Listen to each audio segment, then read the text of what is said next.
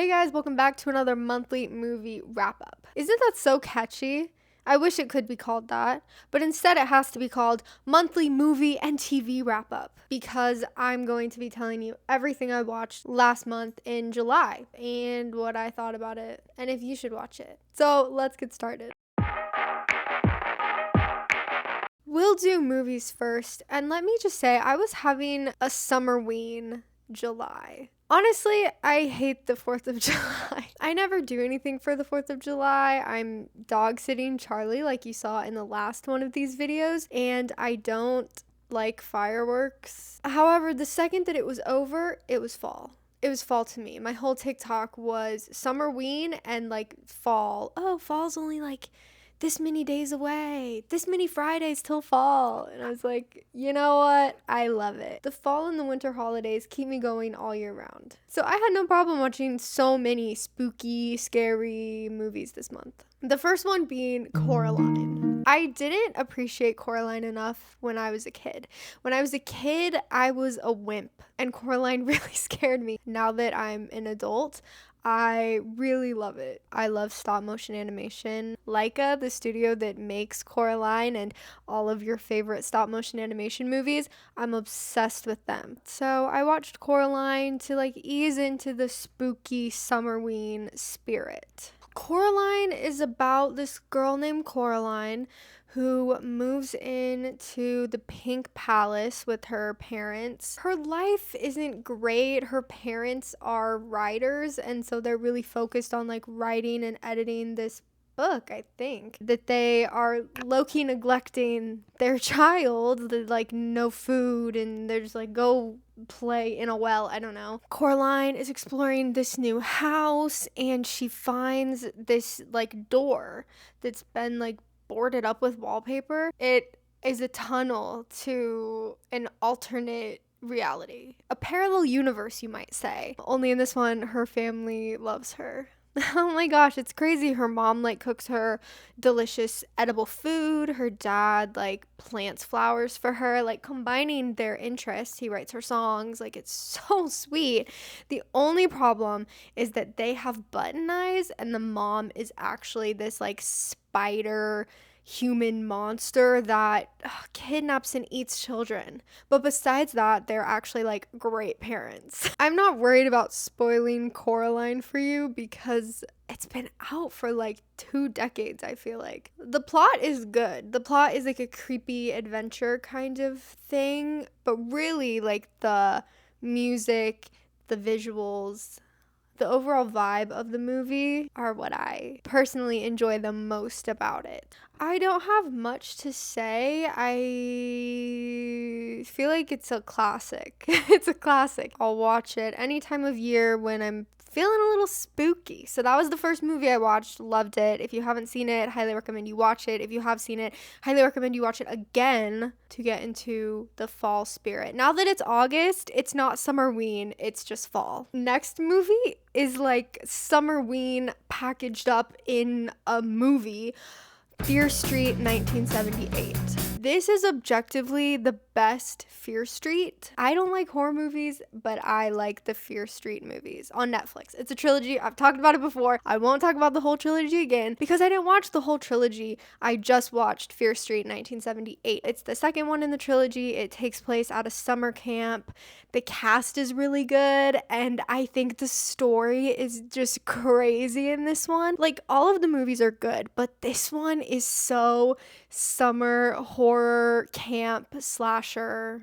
I don't like summer horror camp slasher movies, but I really like Fear Street 1978. Okay, to give you bullet points about the plot. It's a summer camp. On the night of Capture the Flag, everyone is like out running around. There's a killer on the loose.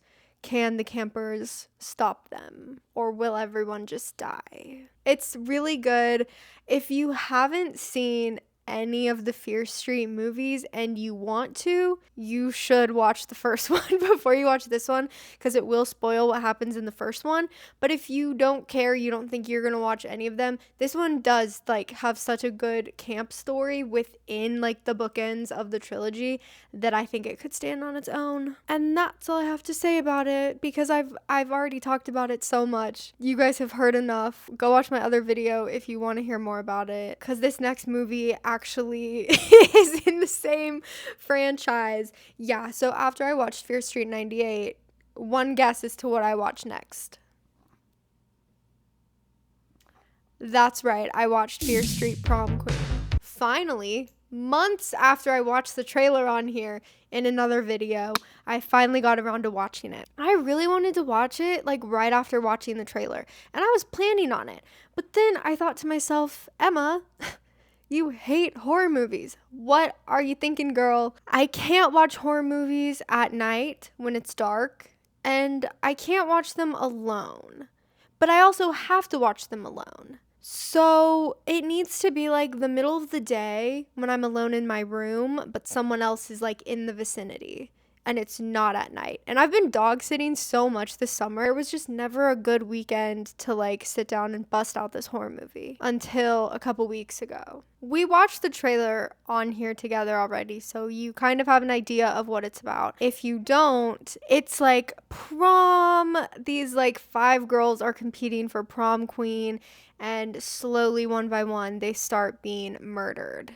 I had to look away for a lot. They showed a lot of the killing, and there was a lot of killing in this movie. I think as a standalone horror movie, it was like solid. I really liked the cinematography. I really liked the way the movie looked.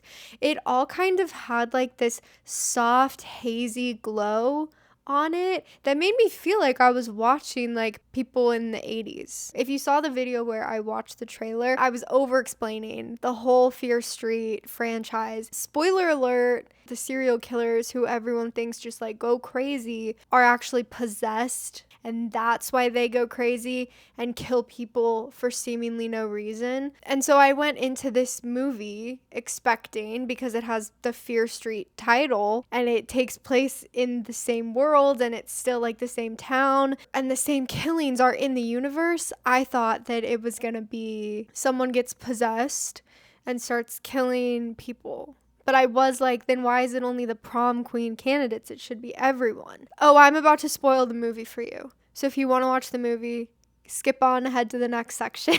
Yeah, this isn't the curse. This is not the curse. The killers, multiple, are the parents of one of the prom queen candidates, and they really want her to win so bad that they kill off all the competition. No curse. And that was disappointing to me because I loved that part of the original trilogy. And that's what I was expecting going in. But I don't know, maybe it's good that they like subverted expectations. Even in this universe where people are possessed to become killers, like regular people can also kill. So like kind of middle of the road on that one. It was an enjoyable watch, but like wasn't what I was expecting based on like the knowledge of Fear Street. Next, I don't know his real name. It's like David something. But there's this guy who plays a character called Cam Cameron in The Summer I Turned Pretty. And he was in Fear Street Prom Queen. He plays like the love interest for the main 2 girls. Crazy, I know. And that's kind of part of the reason I really wanted to watch it. Well, he's also in the new Jurassic Park Rebirth movie, and I really wanted to see him in that. However, I'm not paying for that movie. I will have to wait till it comes out on streaming. So instead, I watched the original Jurassic Park, which is on streaming. What to even say? It's a classic for a reason. I really like Jurassic Park. I want to go through and rewatch all of the movies. I think it's like multiple trilogies, and I think the first 2 of the original trilogy. I think I've also seen the first 2 of the second trilogy that has Chris Pratt in it. And then I think the new one that just came out, Jurassic Park Rebirth, is like this 3rd separate trilogy. So I want to go back and kind of rewatch all of them because I think Jurassic Park as a concept is so interesting and a really good look at like humanity and science and morality and capitalism. I love dinosaurs. I think dinosaurs are so cool. And so if there was a real Jurassic Park, like, yeah, I'm buying a ticket. I would like to see that. I went to a dinosaur park in my town expecting full animatronic dinosaurs, and I got statues of dinosaurs. So that was a letdown. Nothing like the movies, nothing like Jurassic Park, but maybe that's for the best. The first movie is a classic. It's great. I really think it's perfect. The pacing is really good and the deaths are really satisfying.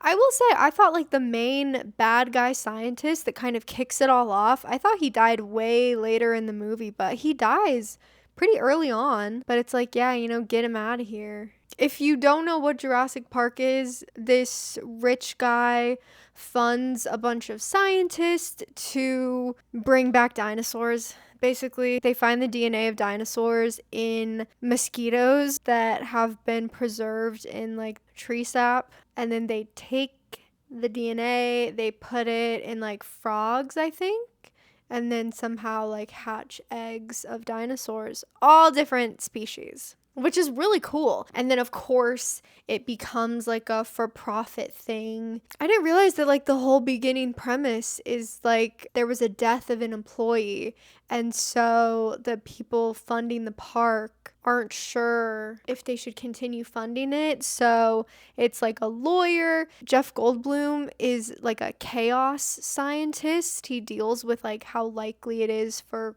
crazy things to happen, I think. And then 2 archaeologists that dig up dinosaurs are there. And then the guy's grandkids. It's the dinosaur story, and then it's also like a lot of character growth. I think it's so cool. And then with the second trilogy, I don't really know how they came back from the first trilogy to create a working park, but in the second trilogy it's like the park is up, it's running, people are there, and then something happens and like the system shut down, dinosaurs get out, and then like everyone is just like dying in the park. I don't know why I'm talking about that, because I didn't watch those movies. I watched the first Jurassic Park, loved it, it's great, love dinosaurs. Again, if you haven't seen it, you should watch it. The final movie that I watched wasn't really a movie, but I'm counting it as a movie.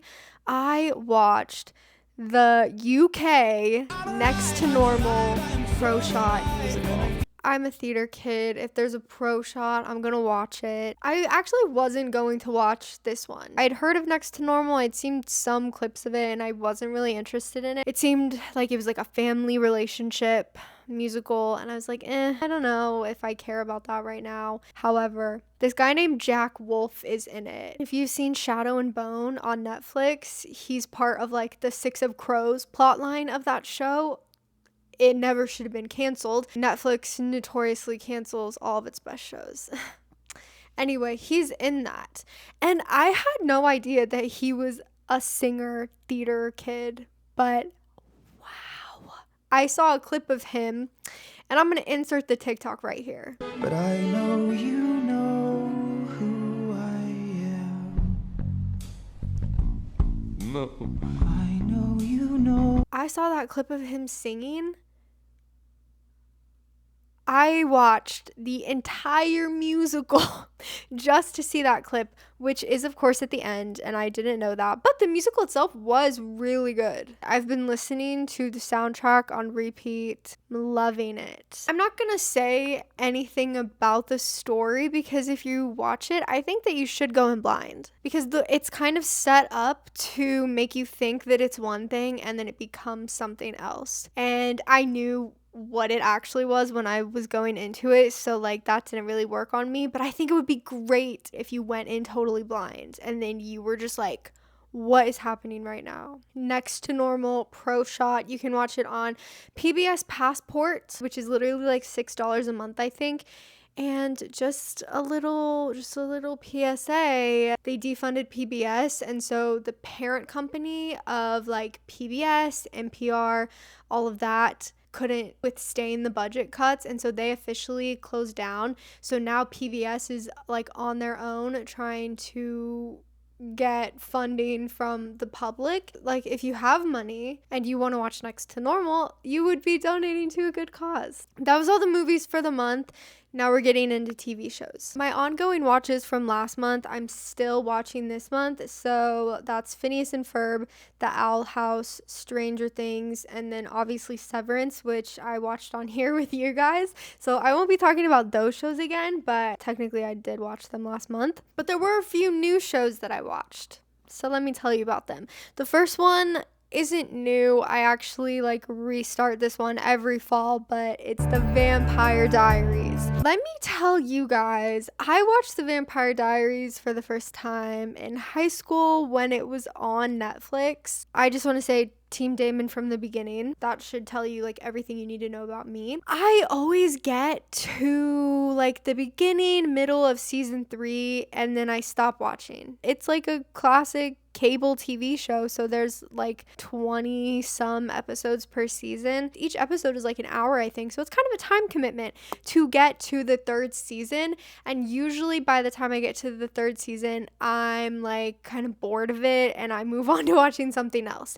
And then next fall comes around and I want a spooky teen vampire drama show, so I start it over because I have no memory of what happened. And I've been doing this for the last decade of my life. But I did something different last month. Instead of starting the whole show over for the 5th time, I picked up where I left off. Surprisingly, I was able to remember what happened in the first 2 seasons because I've seen it so many times. Finally, I was able to progress and actually finish season 3, and I think now I'm in season 4. I don't know how much longer I'll continue with the Vampire Diaries because honestly, at this point, my favorite part of the Vampire Diaries are the original vampire characters, and I know that they have their own TV show, so maybe I should just go watch that. I don't know. I feel like some sort of vampire teen drama is kind of the perfect summer transition to fall show, because on one hand it's kind of just normal teen drama romance, and then on the other hand it's just oh yeah, but they're also vampires and werewolves, and it's kind of spooky and crazy. Next, I haven't actually finished this show. I am almost at the end and I still don't know how I feel about it. Yes, I'm talking about We Were Liars on Amazon Prime. Before you yell at me for talking about a show that I haven't finished, I read the book. I read the book back in 2021, so I know how it ends. I understand the concept of the story. This is going to be a little embarrassing because if you know anything about We Were Liars, people really apparently hated the book. It's this girl who comes from a really rich family. They have their own island and they all go to it every summer. And it's following our main girl who is the granddaughter of the guy who technically owns the island, and her 2 cousins and 1 friend that all hang out on the island. They're called liars. Something happened last summer and no one will tell her what it is, and she blacked out, so she can't remember the memory, but she was really injured, and so she's back this summer trying to jog her memory and asking people things and going places to try and piece together what really happened last summer because no one will tell her. Okay, that's the premise of the book and the show and the story. I really liked the book.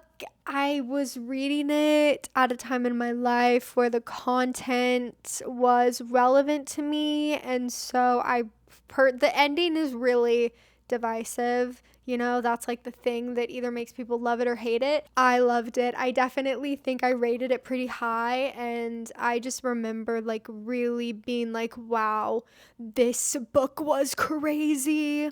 I feel they still captured that nuance in the show. Can I be honest? Can I actually be honest and tell you what my real problem with the show is?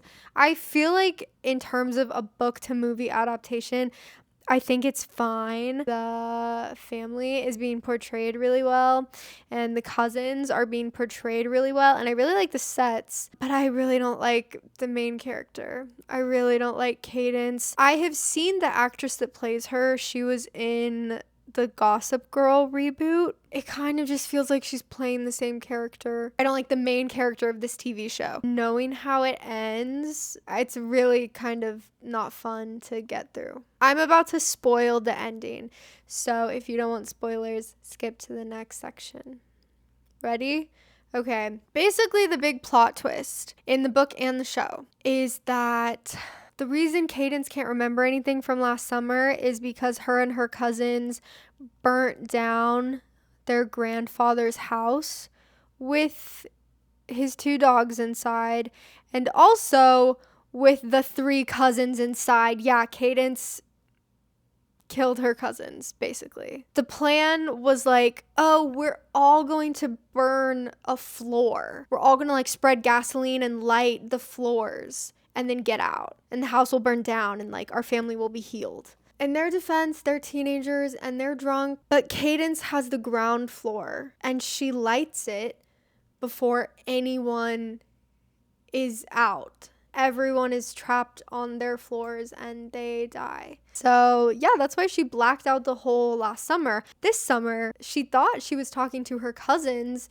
Turns out they're either like ghosts or like hallucinations of her cousins that she's seen and talking to and making out with and going out in public with. I have like 2 problems with this show. The first problem, I don't like Cadence. It's not that she's supposed to be a good character, but like just the way that her actress is playing her. Maybe like it's also the writing and just like the character in general. I don't know. Knowing how it ends and just kind of knowing that like it's like kind of an accident, but like also everything is her fault. Watching her like run around and yell at like her grandfather and her family and it's just like she's like insufferable because they're like tiptoeing around her and she's like accusing everyone around her. She's like, what did you do to me last summer? Like, I know that it was you. And it's like, no, girl, look in the mirror. Take a look in the mirror. It was you. Like, stop pointing the finger. And again, like, I know that she's just a teen and like that's horrible and it wasn't intentional, but it is like not a fun watch for me because it's supposed to be like a mystery and I already know what happens. It's just kind of like painful to watch. The second problem I have, because I know that the 3 cousins aren't real, I was really watching carefully to be like, I mean, does anyone look at them? Does anyone talk to them? Like, would it not be obvious that they're not really there? There's literally a scene where the ghost of this character named Gat, who has like a romance with Cadence. First off, they're hooking up in like the summer that he is a ghost. So I'm like, is that just a hallucination in her brain? Like, how is that? They're like making out, hooking up. You could say that like, oh, that's just like her brain playing tricks on her. Like, she's unreliable. She just thinks that this is happening and it's not actually, because she's alone in like a room. In like the same summer timeline where he's a ghost, him and her go to the boardwalk. Okay, well, they're like walking around, like people just think she's walking around by herself. No, she's like waiting away from this like ice cream vendor. He gets an ice cream cone from the vendor and is like, thank you, and pays for it and then brings it to Cadence. And he is not real. So that's kind of inconsistent with the show. And also it's not really fair to then at the end have this huge twist that's like, oh, he was dead the whole time. You're just lying to the audience. Like, we can't trust what we see on the screen. It would be one thing if she got the ice cream and he was just standing there and he's like, oh, thank you. He grabbed the ice cream. I don't know. Maybe she's hallucinating all of that as well. But I just thought I had like a problem with that. I had like a weird problem with that. Maybe it doesn't need to be that serious, but if I'm watching it, it's going to be that serious. Anyway, so after that, I wanted to watch something fun. And so these next 2 shows go hand in hand. I am like a couple months late to the party. I watched Overcompensating, finally. The show looked really silly when I saw trailers for it, and at first I didn't like get what it was supposed to be because it's like supposed to take place in college, but the actors are like so clearly in their 30s and like old, like visually older. I saw some clips and I didn't know how I felt about it because sometimes I feel like the humor of the show isn't really like my sense of humor, and I wasn't sure how I'd feel about it, but I thought I'd just give it a shot. I was dog sitting, so I was using my cousin's Amazon Prime account, and I thought I'd just give it a shot, and I actually really, really liked it. I really want a season 2. I think the whole point of the show is that it's overall very silly and making fun of being in college in like 2015. I think. And so it's like a joke that all the actors look way older than college age. And like everything's really cringy because like that's kind of what that time was. Like cringe but happy. I liked a lot of the characters and I thought like some of the more serious parts of the story were like really well done. But also, I'm saying that, and I also really didn't like some of the characters, and all of the characters are very flawed. They'll do something really good and nice, and then they'll turn around and do like the worst betrayal ever. Cliffhanger was crazy. I would like a season 2. Oh, I should tell you what it's about. It's about this guy named Benny, and he is in the closet. His whole existence is pleasing his parents, but also like everyone around him. So he just does what he thinks is like normal. So he's like a jock because his dad is really into sports. He's like a sweet guy to his mom. He's like a douchebag to girls. He's like a bro around the dudes. But now that he's at college for the first time, he's trying to keep up that persona. He's overcompensating. And so I thought the arc of season 1 would be like him coming to terms with himself, not only his sexuality, but like his personality and just like who he is and figuring out what he wants as a person and like a career, because he's also like taking business classes because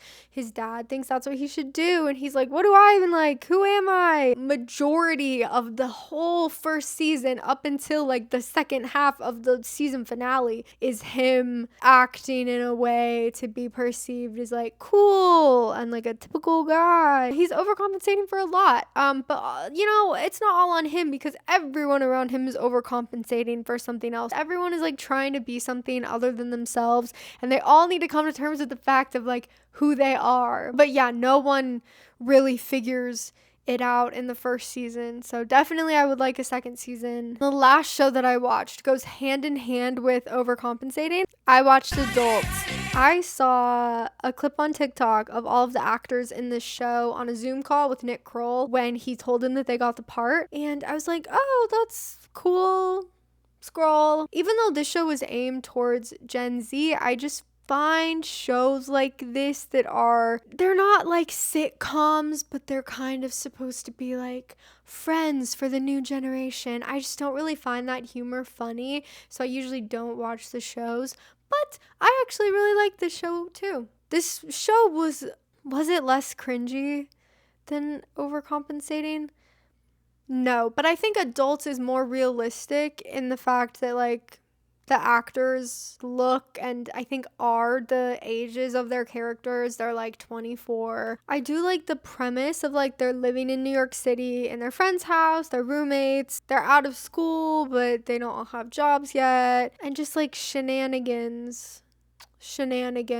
I will say it needs more episodes. It was 8 like half-hour episodes. At minimum, at least like 12, but ideally like 20. 8 episodes was a mini series back in my day. Also, each episode was like an hour long. Now you put out 8 episodes, each is 21 minutes without ads, and you're like, here is the normal length season of a television show. It's like, no, this is a mini, Adults is a mini series, okay? It's like a mini series because the episodes aren't even an hour long. What are we doing here? With overcompensating and Adults, I feel like I can't be too harsh on them because they're not like trying to be something that they're not. Like they're trying to be these short, fun, silly little shows that have like some heart weaved throughout the story. And I think they did a good job of that. And I think you should try it and see if you like it. And you might hate it and think it's so stupid, or you might really love it and be like, this is so fun. Apparently, that's everything I watched last month. If you've made it this far in the video, you are a real one. And I have a question to ask you. You may or may not have heard, like, I got a new laptop. I can screen record whatever I want now. No lagging, no glitching. Like, it's really nice. So, I had an idea. Let me know what you think. Gaming videos. Is that something that would be interesting? Here's my pitch though. I'm not a gamer. I play Minecraft, Hogwarts Legacy, and Halo Battle Royale. That's about it. And I'm not good. I thought that something like Life is Strange could be fun to play together and like go through the thought process behind decisions, or something like Until Dawn, which is still decisions, but it's also like action, which I would be bad at, and horror, which I would be terrified of. Or like any other game, just throwing that idea out for the real ones. Let me know if that's something that you would want to see, or if you're like, girl, stick to the movies and the yapping. Which, like, the respect, that's fair. Thank you guys so much for watching. Like this video if you liked it. Leave a comment about whatever you want if you want. And also, for the first time ever, I don't think I've ever asked you guys this before, so I'm gonna try it out and let's just see what happens. Subscribe if you want to see more videos from me. And that is actually all that I have to say. Thanks again for watching, and I will see you guys next time. Bye!